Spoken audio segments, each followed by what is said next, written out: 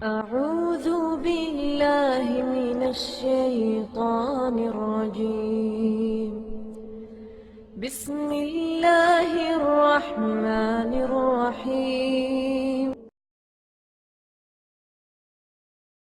ومن أحسن قولا ممن دعا إلى الله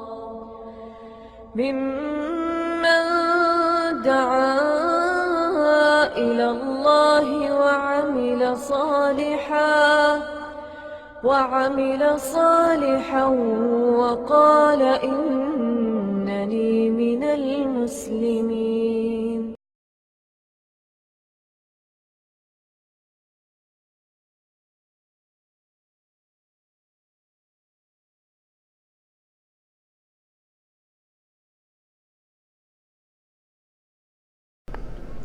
إن الحمد لله نحمده ونستعينه ونستغفره ونعوذ بالله من شرور أنفسنا ومن سيئات أعمالنا. من يهده الله فلا مضل له ومن يضلل فلا هادي له.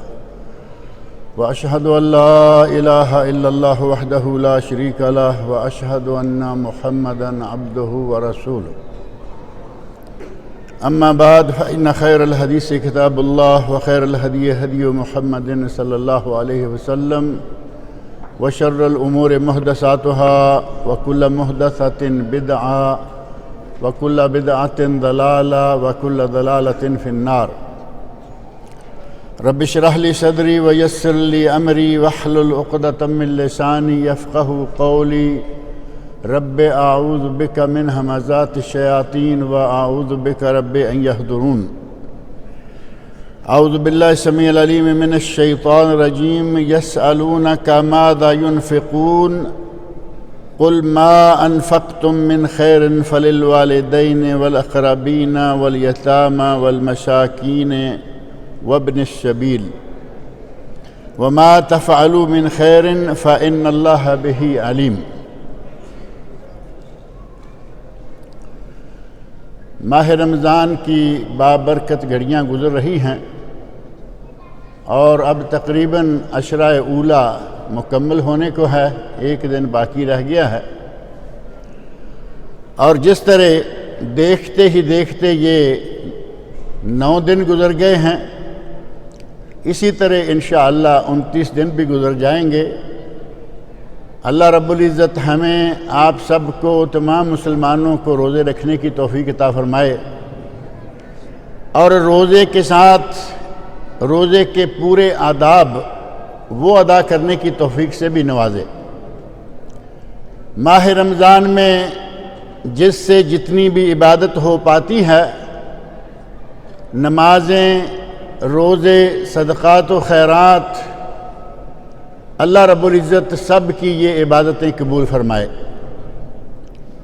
قرآن کریم کی تلاوت جو کہ ماہ رمضان کی ایک مخصوص عبادت ہے، کیونکہ قرآن کریم اسی ماہ رمضان میں اللہ رب العزت نے نازل فرمایا. قرآن کریم کی تلاوت کا بطور خاص اہتمام کیا کریں. نبی اکرم صلی اللہ علیہ وسلم ہر سال جبرائیل امین علیہ السلام کے ساتھ ماہ رمضان میں قرآن کا دور کیا کرتے تھے، اور جس سال آپ نے وفات پائی اس سے پہلے رمضان میں آپ نے ایک ماہ میں قرآن کریم کا 2 مرتبہ دور کیا، 2 مرتبہ قرآن کریم کی تلاوت مکمل فرمائی. ہمیں چاہیے کہ بھرپور کوشش کریں کہ نماز و روزہ کے ساتھ ساتھ قرآن کریم کی تلاوت بھی اہتمام کے ساتھ کریں. اس ماہ میں صرف روزہ ہی نہیں بلکہ باقی جتنی بھی عبادت ہیں ان پر بھی توجہ دینی چاہیے، اور دیگر عبادات میں سے جس طرح قرآن کریم کی تلاوت ہے اسی طرح ایک دوسری عبادت ہے جو محض آپ کی مرضی کی عبادت نہیں بلکہ وہ اسلام کا رکن ہے، ایک اہم عبادت ہے. اسلام کے 5 ارکان میں سے نماز کے بعد عموماً اسی کا ذکر آتا ہے. پہلا رکن تمام علماء امت کے نزدیک پہلا رکن اللہ کی وحدانیت اور رسول اللہ صلی اللہ علیہ وسلم کی رسالت کا اقرار کرنا، یہ رکن اول ہے۔ اور باقی تمام ارکان میں سے سب سے اہم ترین رکن نماز ہے، اور نماز کے بعد معروف ہے کہ نماز کے بعد روزہ، زکوٰۃ، حج۔ ماہ رمضان میں بالخصوص اپنے مال کا حساب کتاب کر کے زکوٰۃ بھی نکالنی چاہیے۔ ویسے تو جس کا مال جب حاصل ہو اور اس پر 1 سال گزر جائے اس پر زکوٰۃ فرض ہو جاتی ہے، لیکن رمضان اگر آپ زکوٰۃ نکالتے ہیں تو یقیناً اس میں رمضان کی برکات بھی شامل ہو جائیں گی اور فریضہ بھی ادا ہو جائے گا۔ اور اگر کسی مال پر 1 سال پورا نہیں بھی ہوا،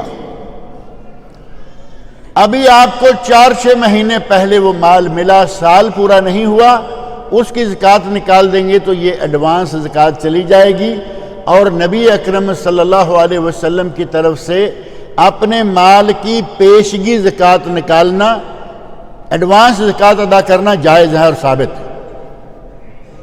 لہذا اگر یہی سوچتے رہیں کہ ابھی تو میرے اس مال کو 9 مہینے ہوئے ہیں، اس کو ابھی 8 ہوئے ہیں، اس کو 12 ہوئے ہیں، تو پھر آپ کو پورے سال میں ہر مہینے ہی زکوٰۃ ادا کرنی پڑے گی، بلکہ اس سے بڑھ کر یہ کہ آپ کو زکوٰۃ کا حساب رکھنے کے لیے منشی رکھنا پڑے گا۔ اس کے بجائے سیدھا سا معاملہ ہے، رمضان آیا، اللہ رب العزت نے جس نعمت سے نواز رکھا ہے، جتنا زیور ہے وہ سارا زیور اکٹھا کر لیں، اور زیور اکٹھا کرنے میں اللہ رب العزت کے ساتھ چیٹنگ نہیں۔ اللہ رب العزت کے ساتھ کیا کوئی چیٹنگ کر سکتا ہے؟ اس کے ساتھ کوئی کیا کر سکتا ہے؟ لیکن ہماری کوشش رہتی ہے کہ کوئی نہ کوئی راستہ ایسا نکالیں کہ کچھ بچت ہو جائے۔ یہ 7 تولے بڑی بیٹی کا، یہ 7 تولے منجلی کا، یہ 7 تولے چھوٹی کا، یہ 7 تولے بیوی کا، یہ 7 تولے اماں کا، کرتے کرتے گھر میں ڈھیر سونا ہے اور زکوٰۃ نہیں دے رہے۔ کیوں؟ جی 7 تولے اماں کا ہے، 7.5 ہوگا تو زکوٰۃ لگے گی، 7 تولے بیوی کا ہے، 7.5 ہوگی تو زکوٰۃ لگے گی۔ آپ اندازہ کریں کہ اگر اسی صاحب کو کل ضرورت پیش آ جائے، ماں سے لے کر بیوی بیٹی سب کا سونا بیچ کر استعمال کرے گا یا نہیں؟ یہ اس کا مالک ہے۔ یہ چیٹنگ اللہ کے ساتھ تو کوئی کر نہیں سکتا، کوشش بھی نہیں کرنی چاہیے۔ مال جمع کریں، جتنا گھر میں زیور ہے، سونا ہے، چاندی ہے، اگر وہ مجموعی طور پر 7.5 تولے سے بڑھ گیا تو اس پہ زکوٰۃ ادا کر دیں۔ کچھ لوگ ایسا بھی کرتے ہیں کہ ایک گھر میں رہتے ہیں، اکٹھے کھاتے ہیں، اکٹھے پیتے ہیں، والدین کے سائے میں رہتے ہیں، جو کماتے ہیں وہ سارے کا سارا والدین کے ہاتھ میں ہے، والد کے ہاتھ میں ہے، لیکن یہ ان کی بیوی کا سونا ہے، یہ ان کی بیوی کا سونا ہے، پھر وہی سلسلہ شروع کر دیتے ہیں۔ یہ ساری کی ساری کوششیں اگر کوئی کسی بندے کے ساتھ کرے تو شاید کامیاب ہو جائے، لیکن اللہ کے ساتھ ایسی کوششیں کرنے میں کون کامیاب ہوگا؟ اللہ رب العزت نے آپ کو 100 تولہ سونا دیا،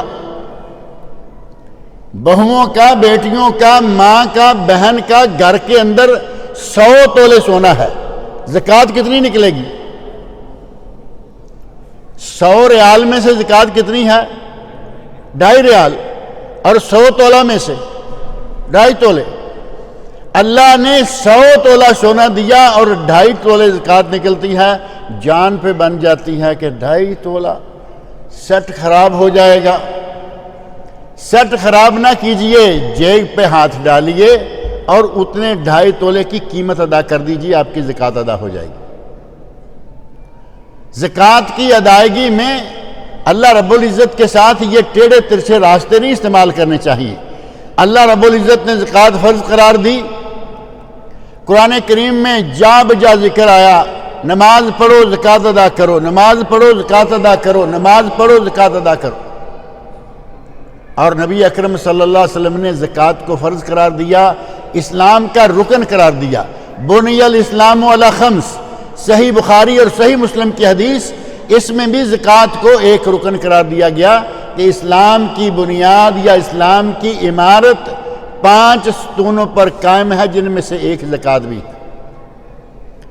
اور حدیث جبرائیل علیہ السلام جو کہ بڑی مشہور اور طویل حدیث ہے، اس حدیث میں بھی نبی اکرم صلی اللہ علیہ وسلم سے جب جبرائیل امین نے پوچھا ایمان کیا ہے، ارکان ایمان بیان کر دیے، اسلام کیا ہے، ارکان اسلام بیان کر دیے، اور ان میں بھی زکوٰۃ ہے۔ گویا کہ کتاب اللہ، سنت رسول صلی اللہ علیہ وسلم اور پوری امت اسلامیہ کے علماء کا اجماع ہے کہ زکوٰۃ رکن ہے۔ اگر کوئی آدمی زکوٰۃ کی ادائیگی سے انکار کر دے تو وہ اسلام سے خارج ہو جائے گا۔ حضرت ابوبکر صدیق رضی اللہ عنہ نے مانعین زکوٰۃ کے ساتھ جہاد کیا۔ جہاد کس سے کیا جا سکتا ہے؟ کیا مسلمانوں کے خلاف جہاد کریں گے؟ اور وہ بھی ابوبکر صدیق رضی اللہ عنہ۔ جہاد کا ارادہ کیا، حضرت عمر فاروق کہتے ہیں صدیق کیا تم ان لوگوں سے جہاد کرو گے جو لا الہ الا اللہ پڑھتے ہیں؟ حضرت ابوبکر صدیق رضی اللہ عنہ نے فرمایا عمر، جو شخص نبی صلی اللہ علیہ وسلم کے زمانے میں اونٹ کا گھٹنا باندھنے کے لیے جو اقال ہوتا ہے، ایک اقال یہ ہے نا جو عرب لوگ سر پہ پہنتے ہیں، کالے رنگ کی رسی، اقال کا معنی گھٹنے کو باندھنے والی رسی بھی ہے۔ فرمایا جو نبی صلی اللہ علیہ وسلم کے عہد میں زکوٰۃ کی فرضیت کو مانتے ہوئے اقال بھی زکوٰۃ میں دیتا تھا، اگر آج زکوٰۃ کا انکار کرتے ہوئے اقال بھی روکے گا تو میں اس کے ساتھ جنگ کروں گا۔ جہاد کیا کیونکہ وہ مسلمان نہیں رہتے بلکہ اسلام سے خارج ہو جاتے ہیں۔ بالآخر حضرت عمر فاروق رضی اللہ عنہ کو انشراح شرح صدر ہو گئی اور کہا کہ ابوبکر صدیق تم سچے ہو۔ گویا کہ زکوٰۃ کا انکار کرنے والا اسلام سے خارج، اور انکار نہیں کرتا لیکن ادا نہیں کرتا۔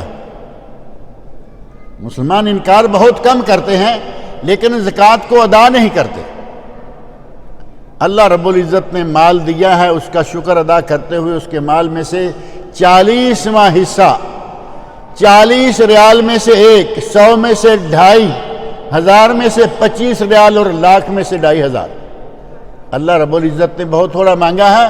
رمضان المبارک کے مہینے کو ایک بہترین موقع سمجھیں، اللہ رب العزت کو راضی کریں، اپنے مال کا حساب کریں، کیش جتنا موجود ہے، زیور جتنا موجود ہے، قرض جو آپ نے لینا ہے، مال تجارت جس کے آپ مالک ہیں، ان سب کو جمع کریں اور 2.5% صرف یہ اللہ کی راہ میں دے دیں۔ اور یہ زکوٰۃ ہے فرض، زکوٰۃ ہے رکن۔ اللہ رب العزت نے تو ہمیں سارے سال میں مختلف اوقات میں اور مختلف قسم کے لوگوں پر خرچ کرنے کا قرآن میں جا بجا حکم دیا۔ اللہ رب العزت نے احسان کرتے ہوئے صدقہ دینے کے لیے ہمیں اولویات بتائی ہیں کہ سب سے پہلے کون مستحق ہے، پھر کون مستحق ہے۔ ہمارے لوگوں میں سے بعض لوگ کوشش کرتے ہیں کہ ہم یتیم خانے کو دیں گے، چاچا بھوکا مر رہا ہے، نہیں ہم یتیم خانے کو دیں گے، خالہ بیچاری کے سر پہ چھت نہیں، یتیم کو دیں گے، یتیم خانے کو دیں گے، سگا بھائی نانے جمی سے محروم ہے، یتیم خانے کو دیں گے۔ یتیم خانے کو دینا بہت اچھا ہے، یتیم کی پرورش کرنا، یتیم کی کفالت کرنا، یتیم کے سر پر ہاتھ رکھنا بہت ہی اجر و ثواب، لیکن اللہ رب العزت نے یتیم سے پہلے کچھ اور رشتے بتائے، باری باری جس کا جب حق بنتا ہے اس کو ادا کرو۔ یتیم خانے کی یا یتیم کی باری بعد میں آئے گی، پہلے آپ کے سب سے پہلے آپ کے والدین ہیں، اور والدین پر فرض زکوٰۃ جو ہے وہ نہیں لگتی۔ یہ بات ذہن میں رکھیں، عام احسان، عام حسن سلوک کے طور پر آپ اپنے مال میں سے جتنا بھی خرچ کریں گے اپنے والدین پر وہ آپ کے لیے سعادت ہوگی، جبکہ آپ کا سارے کا سارا مال آپ کے والدین کا ہے۔ ایک معروف حدیث ہے، سنی ہوگی، یاد ہوگی، انت ومالک لابیک، تم بھی اور تمہارا مال بھی یہ سب کا سب تمہارے باپ کا ہے۔ ہم گویا کہ اپنے والدین کی ملکیت ہیں، ہمارا مال بھی ہمارے والدین کی ملکیت ہے۔ کسی صحابی نے شکایت کر دی، یا رسول اللہ میرے ابا حضور کچھ پیسہ میری مرضی کے بغیر لے لیتے ہیں۔ اس وقت نبی اکرم صلی اللہ علیہ وسلم نے فرمایا تھا انت ومالک لابیک، تو بھی اور تیرا مال بھی یہ سارے کے سارے تیرے باپ کی ملکیت ہے۔ اللہ رب العزت نے جو ترتیب بیان کی ہے صدقات اور خیرات کی، اس کے بارے میں قرآن کریم سورۃ البقرہ آیت نمبر 215، یسألونک ماذا ينفقون، اے میرے نبی آپ کے صحابی، آپ کے ساتھی آپ سے پوچھتے ہیں کہ وہ کیا خرچ کریں اور کہاں خرچ کریں، خرچ کرنے میں کیا ہے اور کہاں خرچ کرنا ہے۔ اللہ رب العزت نے فرمایا قل ما انفقتم من خیر، تمہارے پاس جو خیر ہے اس میں سے خرچ کرو۔ اور خیر میں سے خرچ کرنے کے لیے کیا صرف 2.5 ریال جو ہمارے پاس ہیں وہی ہیں؟ باقی 97.5 خیر نہیں ہے؟ ہمارے پاس 1000 ریال ہے تو کیا اس میں سے صرف 25 ریال ہی خیر ہے؟ وہ پورا 1000 خیر ہے، 25 ریال اللہ نے فرض کر دیا کہ یہ خرچ کرو، اور باقی جو پیسے بچتے ہیں ان میں سے بھی خرچ کرتے رہا کرو۔ اس خیر میں سے فرمایا سب سے پہلے تمہارے مال کا مستحق کون ہے؟ فللوالدین،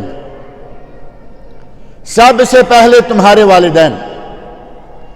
والدین کے دلوں کو راضی کرنا سعادت ہے، خوش نصیبی ہے۔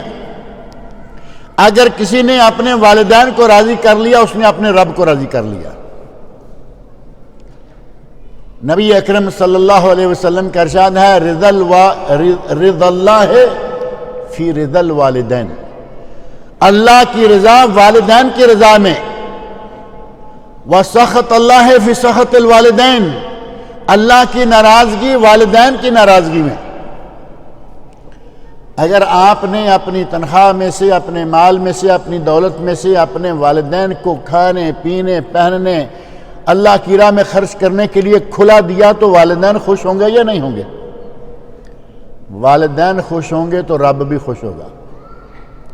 ایک واقعہ ذکر کیا گیا ہے کہ ایک خاتون، بچے کا جنم ہوا، شوہر فوت ہو گیا، خاتون نے بچے کو بڑی خاص توجہ کے ساتھ، بڑے خاص اہتمام کے ساتھ بچے کو پالا۔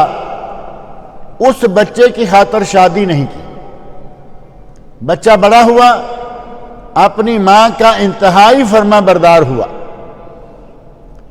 کام شروع کیا، سروس شروع کی، تنخواہ لیتا، جو تنخواہ لیتا لا کے اپنی ماں کے سامنے پیش کر دیتا کہ اماں یہ آپ کا ہے، اللہ کی راہ میں خرچ کریں، اپنے رشتہ داروں کو جس کو چاہیں دیں، اور اس میں سے جتنا چاہیں خرچے کے لیے مجھے دے دیں۔ والدہ خوش ہوگی یا نہیں؟ اللہ رب العزت نے اس نوجوان کو ماں کے ساتھ حسن سلوک کے نتیجہ میں دنیا بھر کی دولتیں عطا کر دی، اللہ نے اسے مالا مال کر دیا۔ اس نے ماں کو راضی کیا، اللہ راضی ہو گیا، دولتوں کا کوئی شمار ہی نہ رہا۔ اور اگر اپنے بال بچوں کے لیے دل کھلا ہے، بازار میں سے سب سے قیمتی لباس بچوں کے لیے، بیوی کے لیے، بازار میں ہر اچھی چیز بچوں کے لیے، بیوی کے لیے، اور والدین کے لیے خرچہ بھیجنا ہو تو تکلیف ہو رہی ہو، یہ پیسے یار میں نے اپنے والدین کو بھیجے، تکلیف کے ساتھ۔ اللہ کے نبی فرمائیں کہ تو اور تیرا مال تیرے باپ کے ہیں، اور ہم انہیں دیتے ہوئے تکلیف محسوس کریں۔ اللہ رب العزت نے فرمایا کہ تمہارے پاس جو بھی خیر ہے، جو بھی مال ہے، اس کا سب سے پہلے مستحق ہے والدین۔ ماں پہ خرچ کرو، باپ پہ خرچ کرو، اور دل کی خوشی کے ساتھ خرچ کرو۔ یہ بھی نہ ہو کہ دیتے ہوئے دل میں تکلیف ہو رہی ہے کہ یہ پیسے یہاں لگ جائیں گے، ماں باپ کو دینے پڑ رہے ہیں۔ سب سے پہلے والدین، اور اس کے بعد والاقربین، قرابت داروں پہ۔ خالہ ہے، نبی اکرم صلی اللہ علیہ وسلم نے فرمایا الخالۃ بمنزلۃ الام، خالہ ماں کے قائم مقام ہوتی ہے، خالہ ماں کی جگہ ہوتی ہے۔ جس طرح ماں پہ خرچ کرنا ہے خالہ پہ خرچ کریں، اگر بڑھ جائے تو پھر آگے کے رشتہ داروں کو دیں۔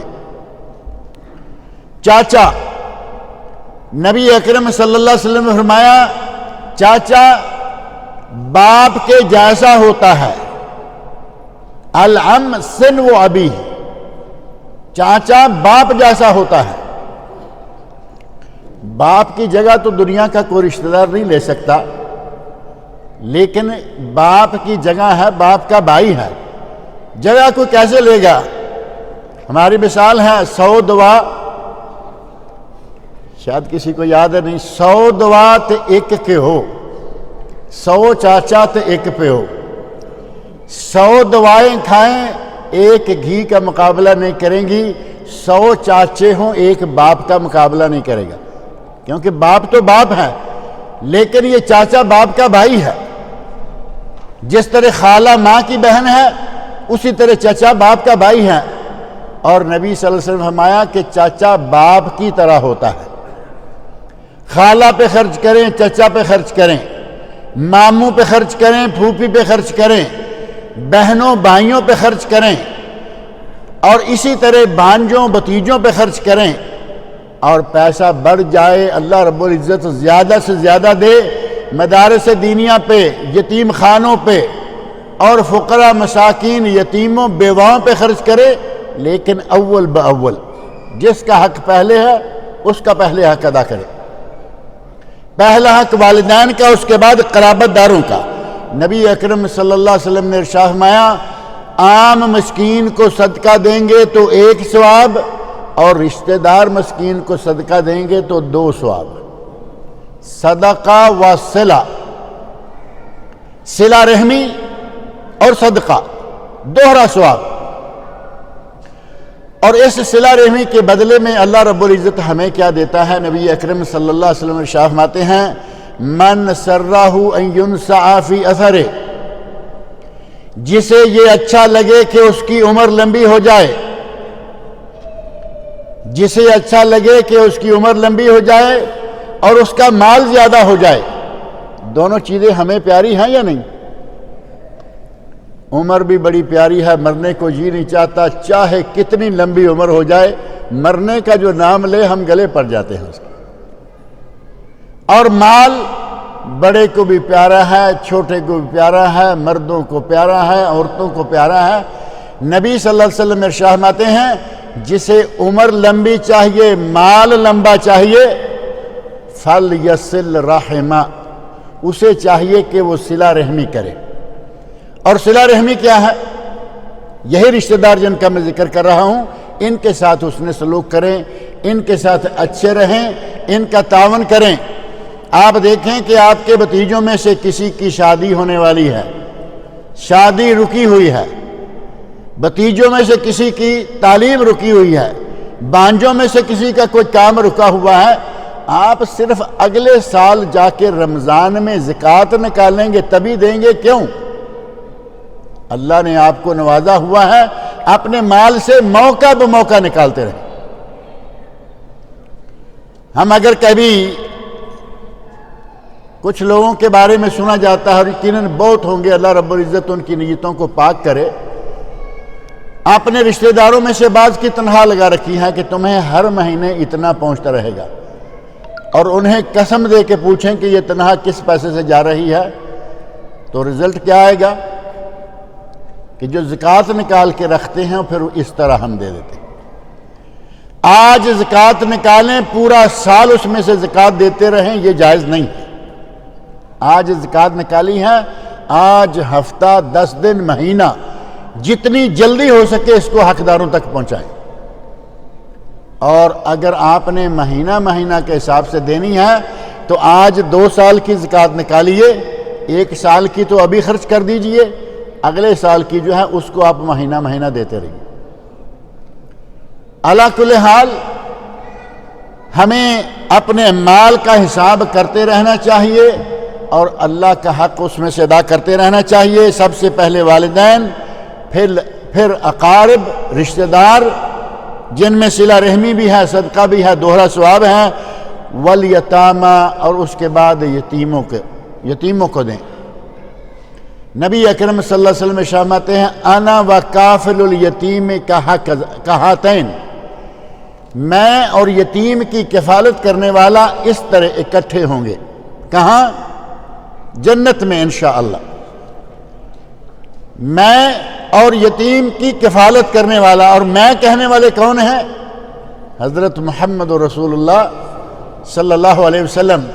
نبی کا ساتھ چاہیے، نبی کی جنت میں رفاقت چاہیے، تو اس کا ایک ذریعہ یتیموں پر خرچ کرنا اور یتیموں پر احسان کرنا بھی ہے۔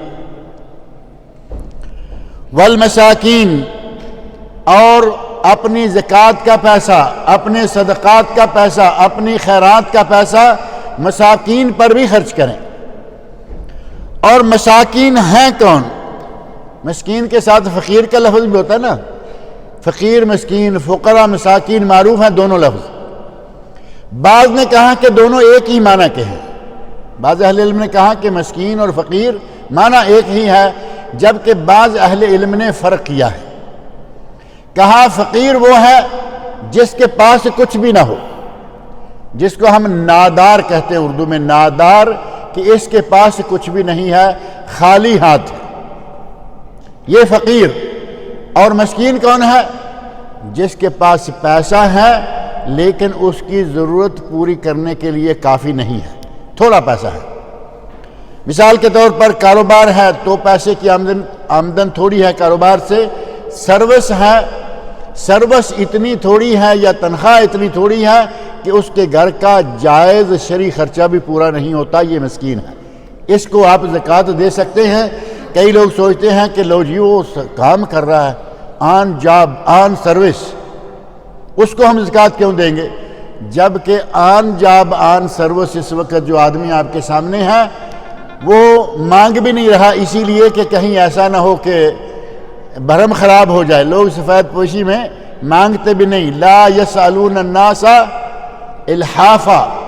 اللہ نے فرمایا کہ میرے بندے وہ بھی ہیں پیٹ سے بھوکے ہوں گے، کبھی کپڑا نہیں اٹھائیں گے، حاجت مند ہوں گے، کسی کے سامنے دستے سوال دراز نہیں کریں گے، ایسے لوگوں کو تلاش کر کے دیا کیجیے۔ آدمی مسکین ہے، جائز شرعی اخراجات پورے نہیں ہو رہے۔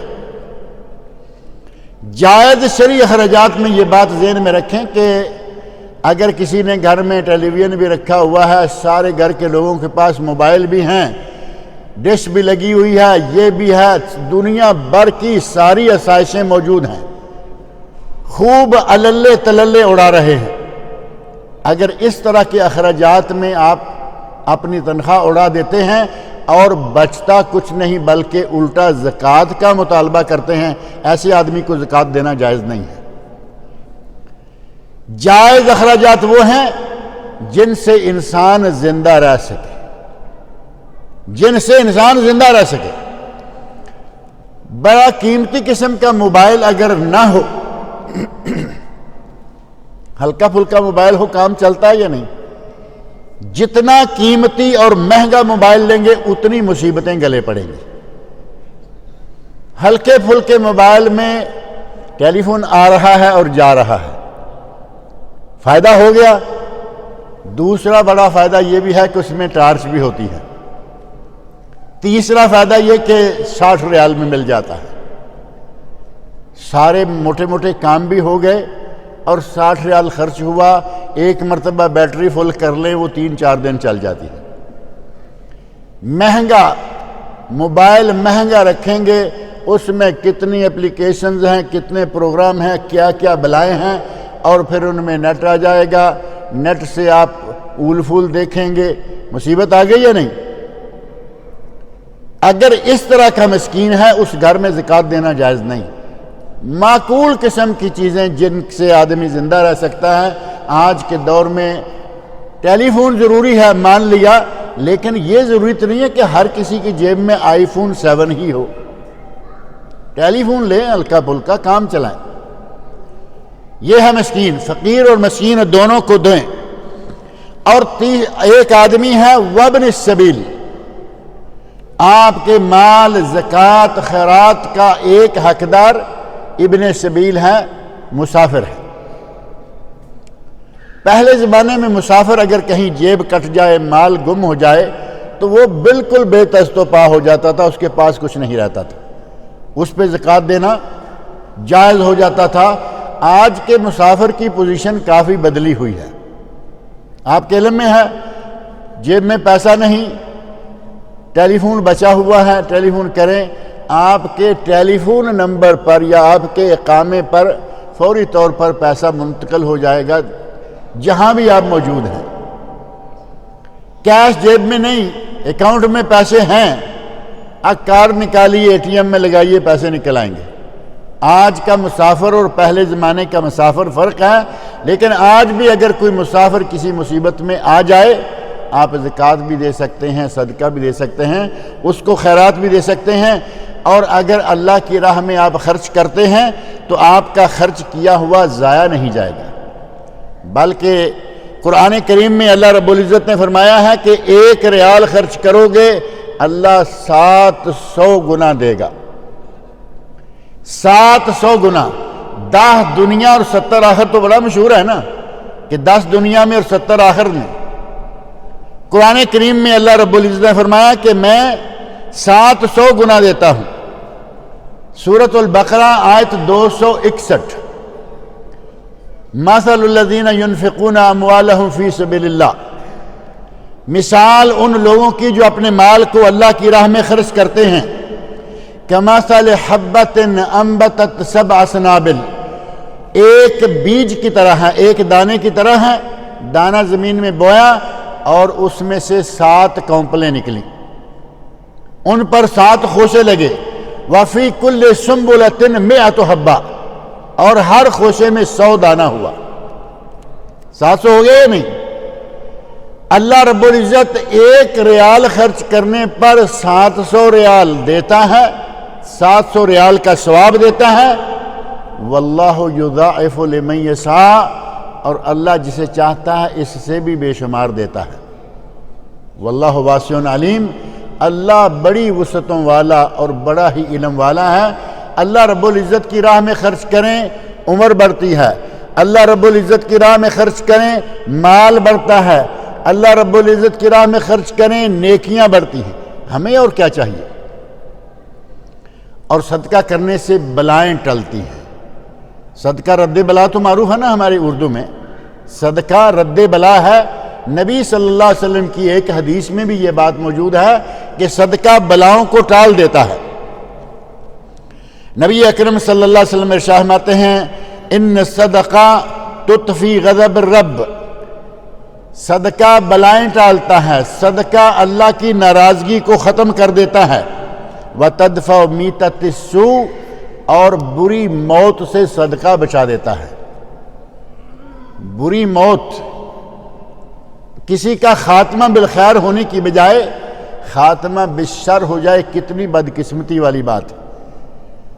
اگر کوئی آدمی صدقہ دینے کا اہتمام کرتا ہے، اللہ اسے آخرت میں مرنے سے پہلے آخری کام یا آخری لمحات اس کے بہت اچھے کر دے گا، میتۃ سوء نہیں ہوگا، اس کی موت بری نہیں ہوگی۔ اسی طرح صدقہ کے ذریعے اللہ رب العزت بہت زیادہ دیتا ہے۔ ایک حدیث بخاری و مسلم کے حوالے سے پچھلے دنوں ہی ذکر کی تھی، باغ والے کی۔ باغ والے نے ایک سلسلہ رکھا ہوا تھا کہ کل جتنا اناج ملتا ایک حصہ رکھ لیتا بچوں کے لیے، ایک حصہ تقسیم کر دیتا، اور ایک حصہ دوبارہ بونے کے لیے رکھ لیتا۔ پتہ ہے اللہ نے اس کے لیے کیا اہتمام کیا؟ مجھے یاد ہے 2 مہینے 2.5 مہینے پہلے یہاں یہ بات ذکر ہوئی تھی. آدمی جنگل میں ہے، آسمان سے آواز آئی اسق حدیقت فلان، فلاں آدمی کے باغ کو پانی پلاؤ.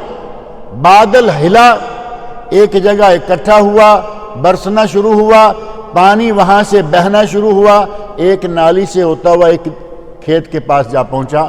یہ آدمی ساتھ ساتھ ہی چلتا جا رہا ہے.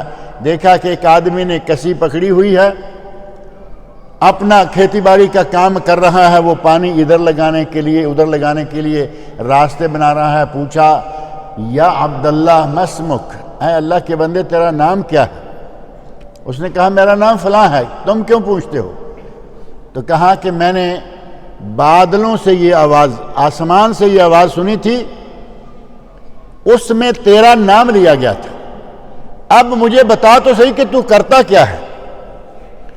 اب بندے کا شوق ہے کہ اتنا اہم انسان کہ اس کی کھیتی کو پلانے کے لیے باقاعدہ آسمانوں میں حکم چل رہے ہیں، کیا کرتے ہو؟ اس نے کہا کہ اب تم پوچھ ہی رہے ہو تو پھر میں تمہیں بتا دیتا ہوں کہ میں 3 حصے کر لیتا ہوں اپنی کمائی کے. ایک حصہ اللہ کی راہ میں، ایک حصہ اپنے بچوں کے لیے، اور ایک حصہ دوبارہ زمین کے لیے.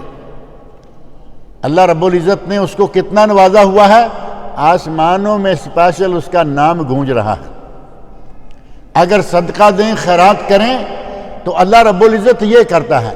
اور صدقہ زکوٰۃ و خیرات آپ کسی کو بھی دے دیں، آپ نے سمجھا کہ یہ آدمی نیک ہے، صدقہ دیا وہ آدمی نیک نہیں تھا. آپ نے سمجھا کہ یہ خاتون پاک دامن ہے، صدقہ دیا وہ پاک دامن نہیں تھی. آپ سمجھے کہ یہ آدمی یقیناً فقیر ہے، محتاج ہے، اسے پیسے یا کچھ پکڑایا اس نے لے لیا، وہ آدمی خود مالدار ہے. نبی اکرم صلی اللہ علیہ وسلم فرمایا کہ ان تینوں کا مال بھی ضائع نہیں جائے گا، کیونکہ اس کے دل میں صدقے کی نیک نیتی کے ساتھ دے رہا ہے. نبی صلی اللہ علیہ وسلم ارشاد فرماتے ہیں کہ ایک آدمی نے یہ ارادہ کیا لا اصدقن، میں ضرور صدقہ کروں گا. صدقہ کیا تو وہ ایک چور کے ہاتھ میں چلا گیا. دن چڑھا تو پتہ لگا کہ لوگوں کی زبان پر ہیں تو صدقہ علی السارق، ایک چور کو صدقہ دیا گیا ہے. اس نے پھر وہی ارادہ کیا لا اصدقن لا اتصدقن، میں صدقہ کروں گا. اگلے دن صدقہ کیا، پتہ چلا کہ جس خاتون کو صدقہ دیا ہے وہ تو زانیہ عورت ہے. اس نے کہا الحمدللہ میں نے دے دیا، میں آئندہ بھی صدقہ کرتا رہوں گا. تیسری مرتبہ صدقہ کیا تو وہ ایک غنی کے ہاتھ میں چلا گیا، مالدار کے ہاتھ میں چلا گیا. رات کو یہ شخص سویا. اب یہ خواب عام نہیں رہے گی، محمد مصطفیٰ نبی صلی اللہ علیہ وسلم بتا رہے ہیں کہ اس نے خواب میں دیکھا، اسے کہا گیا کہ تم نے چور کو صدقہ دیا ہے، شاید تیرے اس صدقے کی برکت سے چور چوری چھوڑ جائے. تو نے زانیہ کو صدقہ دیا ہے، لعلھا تستعف من الزنا، ہو سکتا ہے کہ وہ زنا کاری چھوڑ دے. اور تو نے غنی کو صدقہ دیا ہے، ہو سکتا ہے کہ غنی کو شرم آنا شروع ہو جائے. کچھ غنی وہ ہے نا جو سانپ بن کے بیٹھے ہوئے پیسے پر، اپنی آوارگی میں اپنے بچوں کے جائز ناجائز مطالبات پر پیسہ پانی کی طرح بہائے چلے جائیں گے. ساتھ مسجد ہے، ضرورت پڑ جائے مسجد میں نہیں دیں گے. محلے میں مدرسہ ہے، ضرورت پڑ جائے مدرسے میں نہیں دیں گے. اگر کوئی فقیر محتاج ہے نہیں دیں گے. تو وہ اپنے مال پہ سانپ ہی بنا ہوا ہے نا. فرمایا اگر تم نے صدقہ کسی ایسے مالدار کو دے دیا، ظاہر ہے کہ وہ مالدار صدقہ لے رہا ہے تو سانپ ہی بنا ہوا ہے کہ مالدار بھی ہے اور صدقہ بھی لے لیا. اور اگر اس نے اپنی مالداری کو ظاہر کیا ہوتا، غریبوں مسکینوں میں کچھ بانٹا ہوتا، اسے کوئی آ کے کیوں دیتا؟ فرمایا تم نے مالدار کو صدقہ دیا ہے، اس صدقے کی برکت سے شاید مالدار کو شرم آ جائے اور وہ صدقہ دینا شروع کر دے۔ صدقہ دینے والے میں کیا کیا چیزیں پیدا ہو گئیں؟ وہ ایک امن کا حامی ہو گیا، چوری چکاری کو روکنے کا سبب بن گیا، چوری چکاری کو روکنے کے لیے ملک کو پرامن بنانے کا سبب بنا، زناکاری، آوارگی، عیاشی، بدماشی کو روکنے کا سبب بنا، گویا کہ معاشرتی طور پر بھی وہ ایک مصلح ریفارمر ہو گیا۔ اور ساتھ ہی اس نے غنی کو صدقہ دیا، اس کے لیے ایک بہترین واعظ ہو گیا کہ اسے اللہ نے شاید اسی کی وجہ سے عبرت اور ہدایت دے دی۔ صدقہ کبھی کسی شکل میں ضائع نہیں جائے گا۔ آپ صرف یہ دل میں نیت کر لیجئے کہ ہم نے اللہ کی راہ میں دینا ہے، اور آج سے یہ بھی نیت کریں کہ صرف زکوٰۃ نہیں، ہم نے صدقہ خیرات بھی کرنا ہے۔ زکوٰۃ کو سال بھر رکھ کے اسی کو نہ رگڑتے رہا کریں، کچھ اپنی جیب میں سے اللہ کی راہ میں دیں۔ اللہ رب العزت نے اتنا نوازا ہوا ہے تو یہ کون سی ایسی بڑی بات ہے۔ حضرت معاذ رضی اللہ عنہ، معاذ بن جبل، نبی صلی اللہ علیہ وسلم کے ساتھ عموماً سفر میں رہا کرتے تھے۔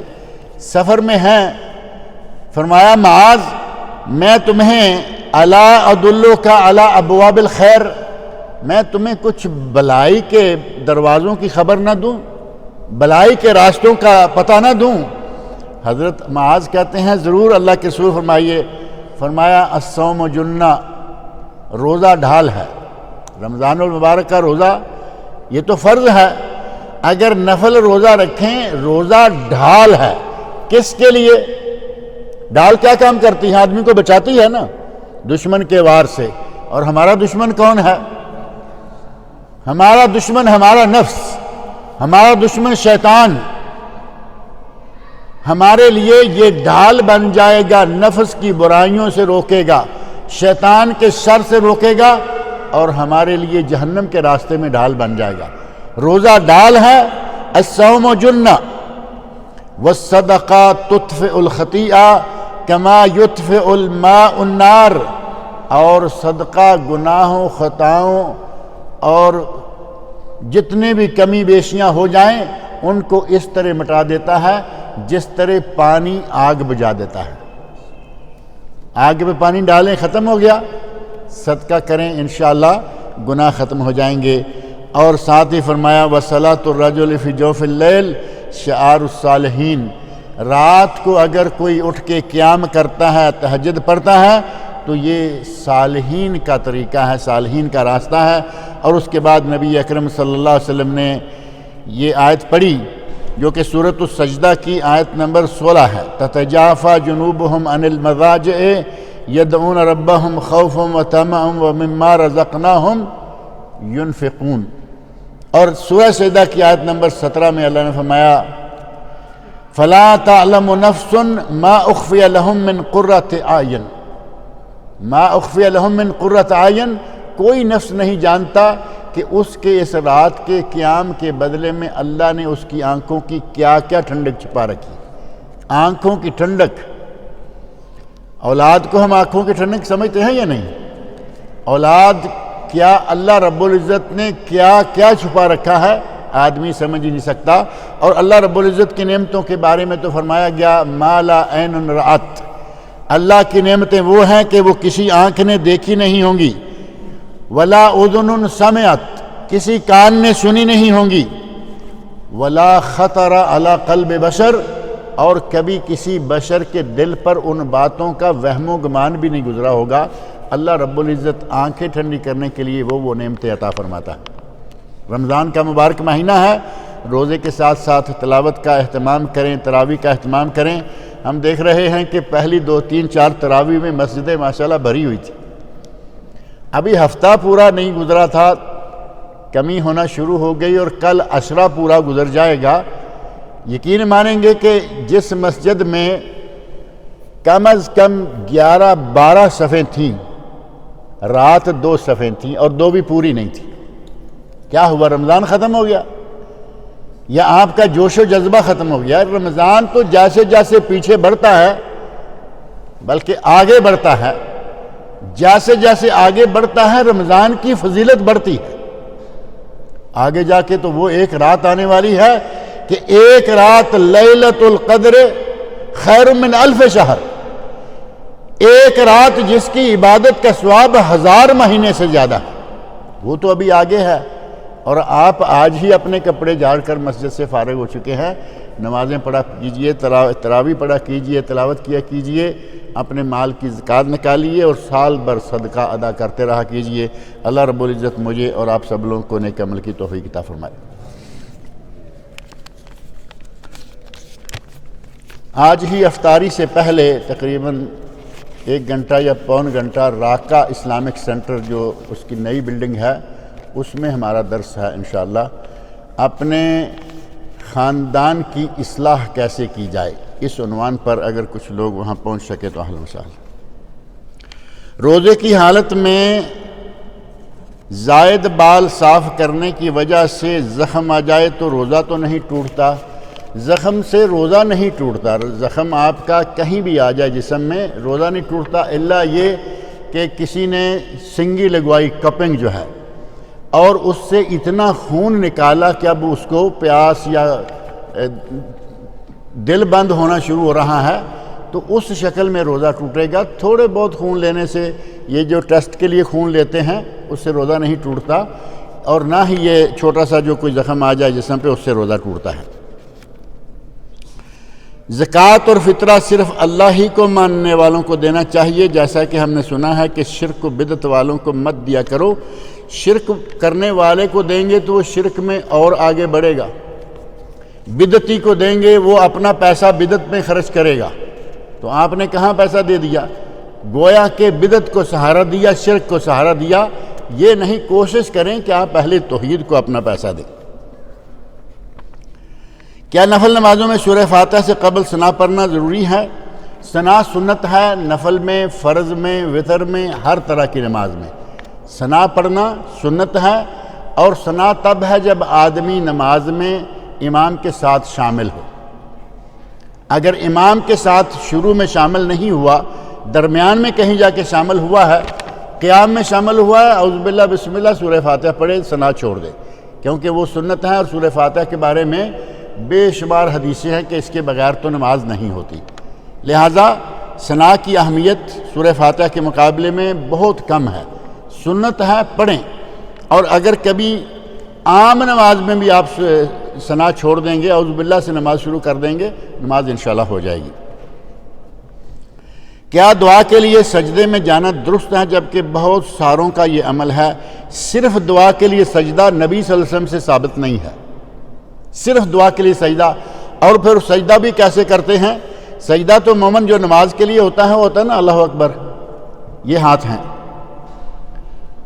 اور یہ جو ہمارے بھائی دعا کے لیے سجدہ کرتے ہیں وہ کہتے ہیں اللہ اکبر. ہاتھ انہوں نے اس طرح رکھے ہوئے ہوتے ہیں جیسے کہ دعا ہی مانگ رہے ہیں. نبی صلی اللہ علیہ وسلم سے عمر بھر میں کبھی ایسا سجدہ ثابت نہیں ہے. جو کام نبی نے کیا، آپ کون ہیں اور میں کون ہوں کہ وہ کام ہم شروع کر دیں. آپ نے دعا مانگنی ہے، سجدوں میں مانگنی ہے، تو آپ مسنون دعا فرض سجدوں میں بھی کر سکتے ہیں. مسنون دعا فرض سجدوں میں، فرض نماز کے. نفل میں کوئی بھی دعا آپ مانگیں، مسنون ہے، غیر مسنون ہے، عربی میں ہونی چاہیے.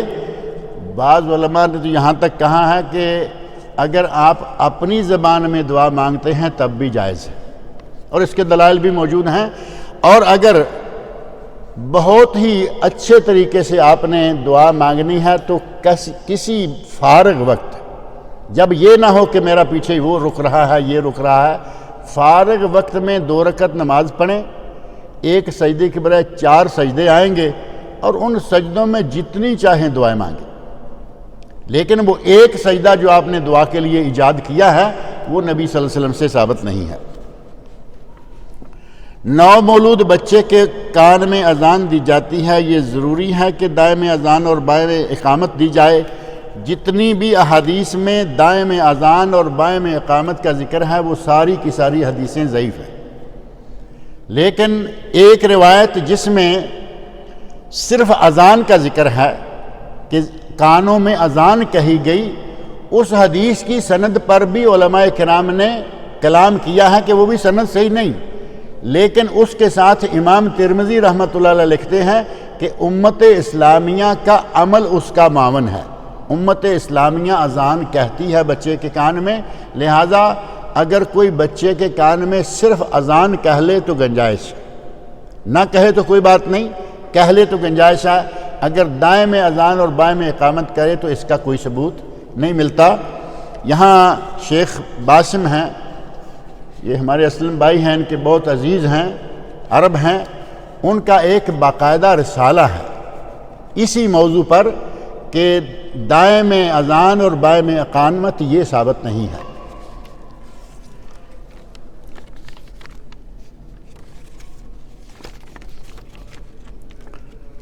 بارہ ربیع الاول کا روزہ رکھنا صحابہ کرام سے ثابت ہے؟ بالکل ثابت نہیں ہے۔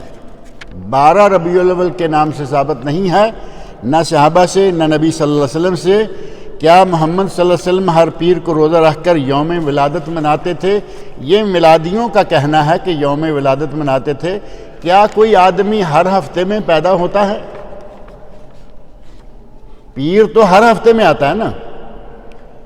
نبی صلی اللہ علیہ وسلم نے جہاں اس روزے کی وجہ بتائی وہاں فرمایا کہ اس دن بندے کے اعمال اللہ کے حضور پیش ہوتے ہیں، اور اسی دن میں پیدا بھی ہوا ہوں۔ اب کیا کریں گے؟ نبی اکرم صلی اللہ علیہ وسلم نے میلاد نہیں منائی، نبی اکرم صلی اللہ علیہ وسلم نے اپنے رب کو راضی کیا کہ میرے اعمال اللہ کے حضور پیش ہوں گے تو میں اس وقت روزے کی حالت میں ہوں گا۔ محفل میلاد کی برکات جو لکھی ہیں ان کی اصلیت کیا ہے؟ 448 سال تک پہلے یہ چیزیں نہیں تھیں، 400-500 سال کے بعد یہ سلسلے شروع ہوئے۔ مظفر الدین کوکبری ایک موصل کا حاکم تھا، گورنر تھا، لمبی بات ہے، اس نے ایک مولوی کو کچھ پیسے دیے، اس نے ایک رسالہ لکھا اور اس میں لکھا التنویر بمولد البشیر والنذیر۔ اس نے کہا کہ جو عیسائی کرتے ہیں، خود وہ یہ جو مظفر کوکبری ہے اس کے بارے میں تاریخ میں لکھا ہے کہ یہ خود گاتا تھا، ناچتا تھا، سارے کام کرتا تھا۔ اس نے کہا کہ عیسائی 25 کو کرسمس مناتے ہیں، ہم کیوں نہ کچھ ایسا کریں؟ تو اس نے یہ سلسلہ شروع کروایا۔ آج ہمارے مسلمانوں میں یہ اتنا آگے بڑھ گیا کہ پچھلے سالوں میں پہلے شروع میں 12 وفات کہتے رہے، 12 ربیع الاول کو 12 وفات کہا جاتا تھا، پھر تھوڑا سا اپنے آپ کو ترقی کی منازل کی طرف لے گئے، 12 وفات کہنا چھوڑ دیا اور میلاد شریف کہنا شروع کیا۔ اس کے بعد اور ترقی کی، عید میلاد کہنا شروع کر دیا، اور ترقی کی، جشن میلاد کہنا شروع کر دیا، اور ترقی کی، کیک کاٹنا شروع کر دیا۔ اور پچھلے سال ایک مولوی نے بہت ہی ترقی کی، بڑا کیک رکھا ہوا ہے، چھری اتنی بڑی پکڑی ہوئی ہے اور کہتا ہے ہیپی برتھ ڈے یا رسول اللہ۔ سنا ہوگا آپ لوگوں نے۔ یہ کہاں کہاں سے چیزیں لا کے دین کا حصہ بناتے جا رہے ہیں۔ اللہ تعالی ہمارے بھائیوں کو ہدایت عطا فرمائے۔ اگر جسم سے جلنے کی وجہ سے جو ابلے سے بنتے ہیں اس میں سے اگر پانی نکلے تو نماز ہو جاتی ہے یا نہیں؟ اگر آپ نماز پڑھ رہے ہیں اور کسی ایسے زخم سے پانی رس جائے آپ کی نماز صحیح ہے، اس سے نماز نہیں ٹوٹتی۔ امام سے اگر کوئی غلطی ہو جائے جو ظاہری طور پر نہ ہو، یعنی مقتدی لقمہ نہ دے سکیں، تو کیا اس طرح مقتدیوں کی نماز بھی نہیں ہوگی؟ جب امام کی ہو جائے گی تو آپ کی بھی ہو جائے گی۔ مقتدی کو پتہ نہیں چلا، لقمہ نہیں دے سکے، امام سے غلطی ہوئی ہے، امام کا فرض ہے کہ وہ اپنی غلطی پر سجدہ سہو کرے، غلطی کا ازالہ جس طرح بھی ممکن ہے وہ کرے۔ مقتدیوں کو پتہ نہیں کہ کیا ہوا ہے، امام نے سجدے کیے ہیں، وہ اس کے ساتھ مل کے سجدے کریں۔ لیکن اگر کوئی چھوٹی موٹی غلطی مقتدی سے ہو جائے تو اس کو سجدہ کرنے کی ضرورت نہیں ہے، امام کے ساتھ سلام پھرے، اس کی نماز ہو گئی۔ تشہد میں انگلی ہلاتے رہنا صحیح حدیث سے ثابت ہے۔ صحیح حدیث میں یہ بات موجود ہے کہ نبی اکرم صلی اللہ علیہ وسلم کانا یدعو بہا ویحرکہا، نبی صلی اللہ علیہ وسلم قعدہ میں بیٹھے ہوئے، تشہد میں بیٹھے ہوئے دعائیں مانگ رہے تھے اور انگلی کو ہلا رہے تھے۔ دعائیں کب مانگی جاتی ہیں؟ التحیات للہ تشہد پہلے گزرا، اللہم صلی علی محمد درود شریف بعد میں گزرا، آگے جا کے دعاؤں کا سلسلہ ہے اور نبی صلی اللہ علیہ وسلم ابھی انگلی ہلا رہے ہیں۔ اس کا معنی یہ کہ جیسے آپ التحیات بیٹھیں، اپنے ہاتھوں کی پوزیشن جو ہے، کیفیت، وہ ذہن میں رکھیں۔ ہمارے یہاں بڑا مشہور سلسلہ ہے کہ اس طرح ہاتھوں کو رکھتے ہیں، میں اس کے اوپر اسی لیے رکھ رہا ہوں کہ سب کو نظر آ جائے۔ دونوں گھٹنوں پہ یوں ہاتھ رکھے ہوئے ہیں۔ نبی صلی اللہ علیہ وسلم سے دونوں گھٹنوں پہ اس طرح ہاتھ رکھنا قعدے کی حالت میں ثابت نہیں ہے۔ بایاں ٹھیک ہے، دائیں کو آپ ہمیشہ اس طرح رکھتے تھے۔ یہ 3 انگلی ایسے بند کر کے، یہ جو ہے تشہد والی انگلی، اس کو آپ اس طرح انگوٹھے کے اوپر رکھ لیں، یا یوں کر لیں کہ درمیان والی انگلی اور انگوٹھا یہ دونوں ملا لیں، یہ بند کر لیں اور یہ انگلی ایسے رکھ لیں۔ نبی صلی اللہ علیہ وسلم کی نماز میں کہیں بھی یہ ثابت نہیں ہے کہ آپ دائیں ہاتھ ایسے رکھتے تھے، پہلی بات۔ اور ہمارے جتنے بھی لوگ اپنے آپ کو کہتے ہیں کہ ہم امام ابو حنیفہ رحمۃ اللہ علیہ کے ماننے والے ہیں، وہ امام ابو حنیفہ رحمۃ اللہ علیہ سے متعلقہ کتابیں ہی دیکھ لیں اور کچھ نہ دیکھیں۔ گھر گھر میں بہشتی زیور موجود ہے یا نہیں؟ بہشتی زیور کھول کر دیکھ لیں، اس میں بھی لکھا ہوا ہے کہ ہاتھ کیسے رکھنا ہے۔ عجیب بات ہے کہ ہم کہیں اتنے عاشق ہو جاتے ہیں کہ ادھر سے ادھر حدیث چھوڑ دیں گے، آیت چھوڑ دیں گے، وہ بات نہیں چھوڑیں گے، اور کہیں اتنے لاپرواہ ہو جاتے ہیں کہ سنت رسول سے ثابت ہے، ہمارے علماء بھی کہہ رہے ہیں، پھر بھی نہیں کریں گے۔ دائیں ہاتھ کو ایسے ہی رکھنا ہے اور انگلی کو ہلاتے رہنا۔ ایک یہ ہے کہ موقع بموقع انگلی کو ایسے اٹھاتے اور گراتے رہیں، اور ایک یہ ہے کہ جہاں جہاں اللہ کا ذکر آئے، اللہ رب العزت کا اسم گرامی آئے، جہاں جہاں آئے وہاں وہاں اٹھائیں۔ اس کے جہاں جہاں اٹھانے کا ذکر جو ہے کسی صحیح حدیث میں نہیں، لیکن علماء نے کہا کہ چونکہ اللہ ایک ہے، اس کی وحدانیت زبان پر بھی اور انگلی کے ساتھ بھی، عملی بھی اور قولی بھی دونوں ہو جائے۔ التحیات للہ ہے، اللہ آ گیا نا، التحیات للہ والصلوات والطیبات والسلام علیک ایھا النبی ورحمۃ اللہ۔ اللہ جہاں جہاں آئے گا، اللہم صلی علی محمد، اللہم بارک علی محمد، رب اجعلنی، ربنا آتنا فی الدنیا، جہاں جہاں اللہ، اللہم، ربنا، رب آئے، وہاں وہاں انگلی کو اٹھائے اور توحید کا اشارہ دیں۔ یہ طریقہ جو ہے یہ مناسب ہے، اور اگر کوئی ویسے ہی موقع بموقع انگلی کو اٹھاتا ہے تو جائز ہے۔ جہاں تک ہمارے پاکٹ سائز کتابوں میں عموماً لکھا ہوا ملتا ہے کہ اشہد ان لا الہ الا اللہ، لا پہ اٹھائیں، الا اللہ پہ گرا دیں، کسی بھی صحیح حدیث میں اس کا ذکر نہیں ملتا کہ اس وقت ہی صرف اٹھانی گرانی ہے۔ اور پھر وہ ہاتھ کو ایسے رکھے ہوئے ہوتے ہیں، یکدم ایسے کیا پھر ایسے کیا، یعنی یہ ایک آٹومیٹک سسٹم کے ساتھ بند ہوتا ہے، کھلتا ہے۔ نبی صلی اللہ علیہ وسلم نے ہاتھ کو، دائیں ہاتھ کو پورے تشہد میں کھولا ہی نہیں، سنت یہ ہے۔ اگر کسی ایسے انسان کے بارے میں پتہ چل جائے کہ وہ جادو کرتا ہے یا کرواتا ہے اور وہ رشتہ دار بھی ہو قریبی، تو اس کے گھر کے حالات بھی صحیح نہیں ہیں، تو کیا اس کو زکوٰۃ دینا جائز ہے؟ اس کو زکوٰۃ دیجئے تاکہ وہ جادو کرنے میں اور آگے بڑھے، اپنی دکان کو اور چمکائے اور لوگوں کو اور مصیبتوں میں مبتلا کرے۔ ایسے آدمی کو واعظ کرے، نصیحت کرے، بیٹھے۔ اگر تعاون کرتے ہیں اس نیت سے، جیسے اس نے حدیث میں آیا نا، آدمی نے کہا کہ زانی کو کیا ہے، کوئی بات نہیں، اللہ رب العزت کی طرف سے آیا کہ شاید اس وجہ سے وہ زنا چھوڑ دے۔ اگر اس نیت سے آپ تعاون کرتے ہیں اور ساتھ اس کو نصیحت کرتے ہیں کہ جادو حرام ہے، جادو کرنا کفر ہے، جادوگر کی سزا سزائے موت ہے، اس کو چھوڑ دو، سمجھانے کے لیے بیٹھتے ہیں، تعاون بھی کرتے ہیں، تو پھر انشاءاللہ گنجائش۔ سفر میں نماز قصر کتنے فاصلے پر ہوتی ہے؟ اور وطر کے علاوہ سنت نوافل پورے پڑھنے ہوتے ہیں، راستے میں ہو یا مکہ میں یا مدینہ میں؟ سفر کر کے کوئی مکہ جائے یا مدینہ، قصر کی گنجائش ہوتی ہے، امام کے ساتھ پڑھیں، پوری پڑھیں، اکیلے پڑھیں، قصر کر لیں۔ مسافت کتنی چاہیے؟ 9 میل۔ ایک صحیح حدیث میں موجود ہے کہ نبی صلی اللہ علیہ وسلم نے مدینہ منورہ سے 9 میل پہ آ کے قصر پڑھی۔ 9 میل اور اس سے آگے، اور میل ہاشمی 27-28 کلومیٹر، 30 کلومیٹر کر لیں۔ 30 کلومیٹر کا فاصلہ ہے اور اس سے آگے آپ نے جانا ہے. آپ اپنے گاؤں سے نکل کر، شہر سے نکل کر کہیں بھی قصر پڑھ سکتے ہیں اور پورے سفر کے دوران قصر پڑھتے رہیں. اگر کہیں جا کے رکنا ہے اور وہاں آپ نے مثال کے طور پر مہینہ رہنا ہے، 2 رہنا ہے، 6 رہنا ہے، نماز پوری شروع کر دیں. اگر کسی نے 4 دن سے کم رہنا ہے وہ وہاں رہتے ہوئے بھی قصر کر سکتا ہے. بعض نے کہا 4 دن، بعض نے کہا 10 دن، بعض نے کہا 15، اور بخاری شریف میں ایک قول ہے 19 دن کا. لیکن امام شوکانی رحمۃ اللہ علیہ جو بہت بڑے محدث، بہت بڑے مفسر، بہت بڑے فقیہ ہیں، انہوں نے لکھا ہے کہ جو 19 اور 15 اور 10 والی روایات ہیں ان میں سے سب سے صحیح ترین عمل جو ہے وہ 10 دن کا ہے. حنبلی علماء کہتے ہیں کہ 4 دن زیادہ احتیاطی ہے. پوری پڑھیں تو چاہے آپ پورے سفر میں پڑھتے رہے.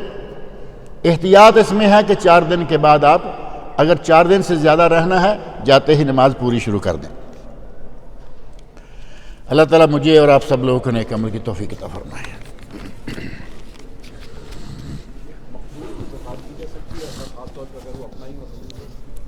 مقروض ہوں، اگر کوئی آدمی مقروض ہے اور اس پر قرضہ ظاہر ہے کہ کسی جائز طریقہ سے، جائز انداز سے ہی چڑھا ہے، کوئی جوا کھیل کے، لاٹری کھیل کے نہیں چڑھا، تو ایسے مقروض کا قرضہ زکوٰۃ سے اتارا جا سکتا ہے اگر اس کے پاس قرضہ اتارنے کی کوئی گنجائش نہ ہو، اور اگر وہ رشتہ دار ہے تو یقیناً زیادہ ثواب ہوگا. اب ایک سوال، اگر آدمی بیمار ہے، ایسا بیمار ہے پتھری کی وجہ سے بہت زیادہ تکلیف ہو رہی ہے اس کو، بیچ میں کبھی روزہ توڑنے کا ارادہ، جو کھولنے کا ارادہ ہوتا ہے تو نیت پہلے ہی ایسا کر کے روزہ رکھ سکتا ہے کہ بیچ میں کبھی زیادہ تکلیف ہوتی ہے. اگر کوئی آدمی بیمار ہے اور وہ سمجھتا ہے کہ میں شاید روزہ پورا نہیں کر پاؤں گا تو وہ جب تکلیف محسوس کرے روزہ توڑ دے، اس کے لیے اس کو گنجائش ہے. اور اگر پورا کر سکتا ہے تو پورا کرے، اور اگر زیادہ بیمار ہے تو نہ رکھے. اور قرآن میں اللہ رب العزت نے فرمایا ہے ایام معدودات، سورہ بقرہ آیت 184، یہ گنتی کا دن ہے. فمن کان منکم مریضا او علی سفر فعدۃ من ایام اخر، اگر کوئی مریض ہے یا کوئی مسافر ہے تو جتنے روزے مرض یا سفر کی وجہ سے چھوٹیں گے فعدۃ من ایام اخر، اتنے روزے بعد میں رکھ لے. تو مریض کو درمیان میں، دن کے درمیان بھی روزہ توڑنے کی اجازت ہے اور شروع میں نہ رکھنے کی بھی اجازت ہے، لیکن جو نہ رکھے یا توڑ دے ان کی جگہ پہ گنتی پوری کرنی ہوگی، بعد میں روزے رکھنے ہوں گے.